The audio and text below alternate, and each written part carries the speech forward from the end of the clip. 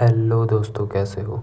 Episode की शुरुआत में हमें युजुकी और उसकी माँ को दिखाया जाता है। युजुकी की माँ उससे पूछती है, क्या तुम टेम्पल को संभालने को लेकर सीरियस हो। युजुकी हाँ कहती है। उसकी माँ पूछती है, तुम्हें ये क्यों करना है। फिर हमें प्रेजेंट में दिखाया जाता है युजुकी आकेमित्सु से माफ़ी मांगने का सोच रही थी। तभी वो आकेमित्सु और सुकुयो को एक साथ देख लेती है और वहाँ से भाग जाती है। आकेमित्सु अपना फ़ोन चला रहा था और वो युजुकी से बात करने का सोचता है। तभी युजुकी उसके सामने अचानक से आ जाती है, जिससे वो घबरा जाता है। फिर युजुकी जाने लगती है और दीवार से टकरा कर गिर जाती है। वो कहती है, मुझे कुछ नहीं हुआ। आकेमित्सु कहता है, मुझे तुमसे बात करनी है। तभी कीकी आ जाती है, जो आकेमित्सु को बात करने ले जाती है। कीकी आकेमित्सु से पूछती है, तुम्हारे और युजुकी के बीच कुछ हुआ है। आकेमित्सु जो हुआ उसे बताता है, तो कीकी कहती है, ये कपल के बीच का झगड़ा है। आकेमित्सु कहता है, ये नॉर्मल झगड़ा है। कीकी कहती है, तुम दोनों प्यार करते हो है ना। आकेमित्सु कहता है, पहले हम दोनों जिद्दी थे,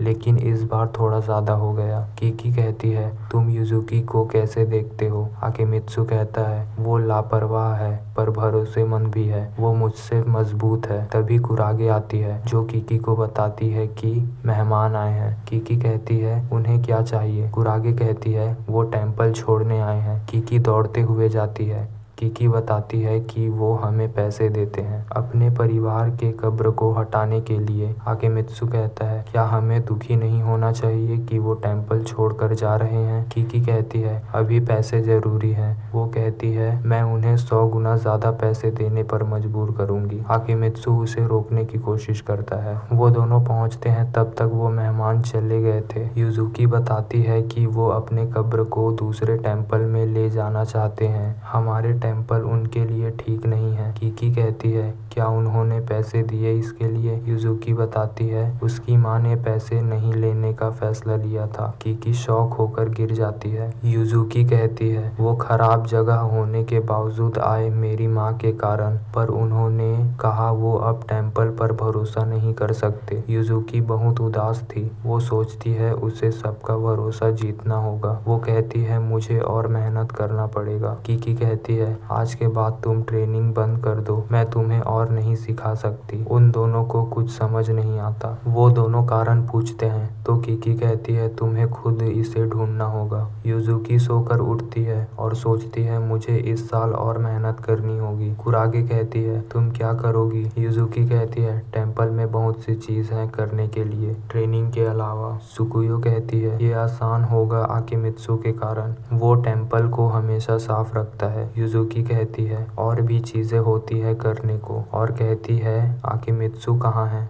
कागुरा बताती है, वो कीकी की मदद कर रहा है उसके बिजनेस में। सुकुयो कहती है, उसने मेरा मैसेज भी नहीं पढ़ा। मिया पूछती है, तुम्हारे पास आकेमित्सु का नंबर है। वो कहती है, तुम्हारे पास क्यों है और मेरे पास क्यों नहीं। कुरागे भी यही कहती है। कागुरा कहती है, मेरे पास है। युजुकी उदास लगती है। वो सफाई करने जाती है, पर टेम्पल पहले से साफ था। वो अपने लिए काम ढूंढती है, पर उसे कोई काम नहीं मिलता। दूसरी तरफ आकेमित्सु कीकी को मना रहा था कि वो युजुकी की ट्रेनिंग फिर शुरू कर दे। कीकी कहती है, उसे खुद करना होगा, मैं कुछ नहीं करूंगी, और वो वहाँ से चली जाती है। तभी आकेमित्सु को सुकुयो का फोन आता है। वो बहुत गुस्से में थी, क्योंकि आकेमित्सु फोन नहीं उठा रहा था। सुकुयो बताती है, युजुकी गायब है। ये सुनकर आकेमित्सु उसे ढूंढने जाता है। वो बहुत से जगह युजुकी के बारे में पूछता है, पर उसे युजुकी नहीं मिलती। फिर हमें युजुकी को दिखाया जाता है, जो एक जगह बैठी हुई थी। वो पूरी तरह भीगी हुई थी। वो अपनी माँ के बारे में सोचती है कि वो परफेक्ट थी। हमें फ्लैशबैक दिखाया जाता है, जहाँ युजुकी की माँ कहती है,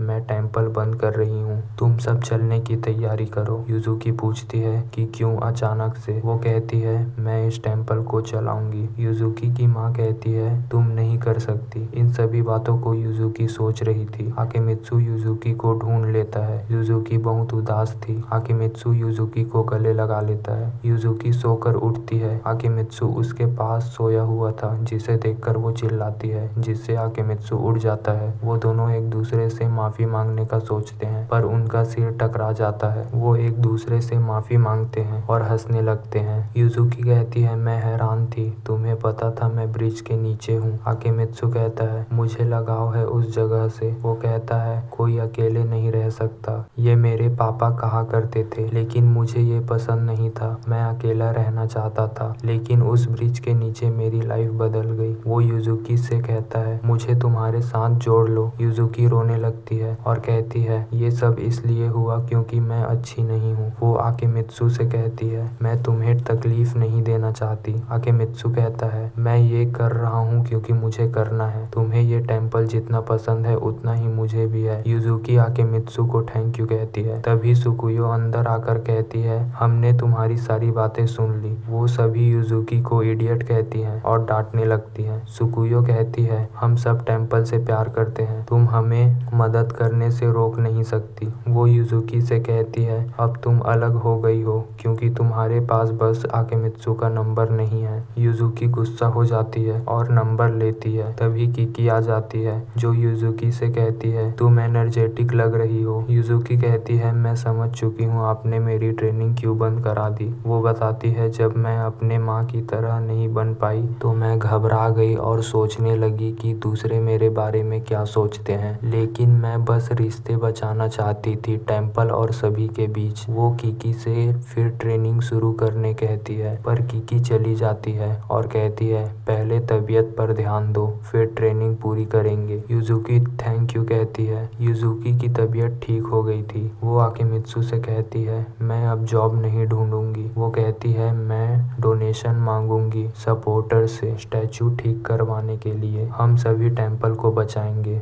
आकिमित्सु हाँ कहता है और इसी के साथ ये सीरीज खत्म हो जाती है। मिलते हैं किसी और सीरीज में, तब तक के लिए बाय बाय।